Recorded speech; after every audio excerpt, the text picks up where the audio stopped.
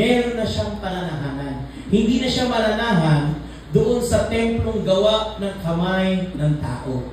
Saan na siya mananahan? Sa templong gawa ng kamay ng Diyos. Amen. Sino yun? Ikaw at ako. Ang templo ng Diyos of Light. Sa magitan ni Jesucristo, na siyang Panginoon ng kaluwalhatian, the Lord of Glory, tayo ngayon ay pinananahanan ng kaluwalhatian ng ating Panginoon, ng kanyang